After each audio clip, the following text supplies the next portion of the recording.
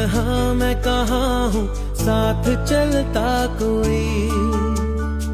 उसकी हमें आदत होने की आदत हो गई। वो जो मिला है जब से उसकी सोहबत हो गई। एक जरा मासूम से दिल की आफत हो गई।